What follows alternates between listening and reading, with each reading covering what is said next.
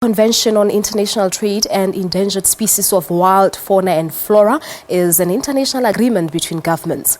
Its aim is to ensure that international trade in specimens of wild animals and plants does not threaten their survival. The convention is commonly known as CITES, and this year COP17 takes place at the Sandton Convention Centre. The public is allowed to view exhibitions regarding this important agreement. We cross live to our reporter now, Kirat Lala, who is in Sandton. Kirat, it's a very good morning to you. Take us through the program of today. Good morning, Palisa. Well, let me first tell you that Sandton this morning is really cold, and I suppose it's all waking up to a Monday morning.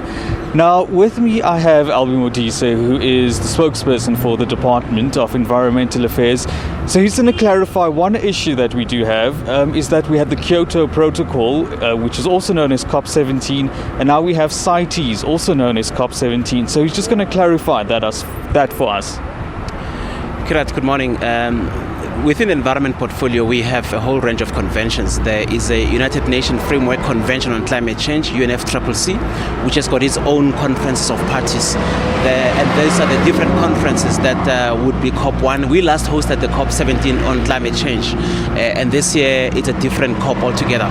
But the one that we host in South Africa, it's a convention that deals with matters of wildlife trade within the Convention on International Trade in Endangered Species. So all of them are conventions, but the different COPs dealing with different issues within the environment portfolio. And this one here, as I indicated, is the one that seeks to address the issue of wildlife trade and seeking to find mechanisms to regulate it in defense of the species.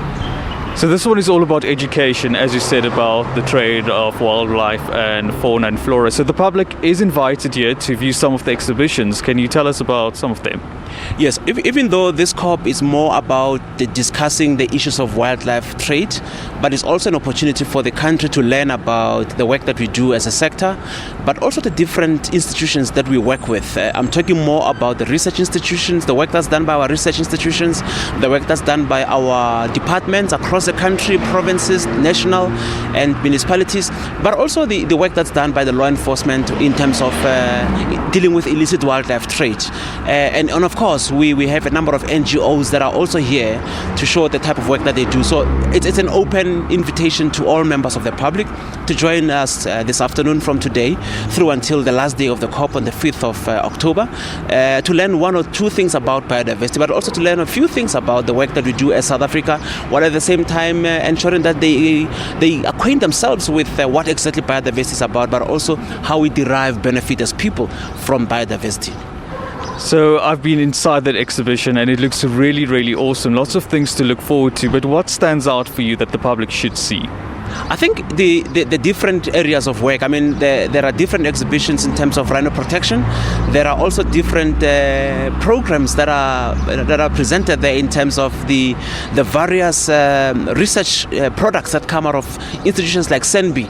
Of course, there are workshops that are also held on that floor. The idea is to allow for engagements and to allow the public to come in, to engage with the key stakeholders, to engage with the key speakers, with a view to, while negotiations are going on the upper floors, on the ground floor, you allow for that level of engagement for people to learn a thing about biodiversity, but also to understand exactly what is it that we derive from biodiversity. And every day we use different products made out of cocoa, made out of a whole lot of other products that we take for granted. But each time you use a lotion in the morning, you forget how the products that make that lotion are derived from the environment. And we're talking about discussions around here affect that as well. So discussions around here affect the ginger that we and I know on an ongoing basis that it's been used to produce different products, to produce different drinks. So the discussions that are happening here also involve, amongst others, the role that communities have to play in terms of conservation.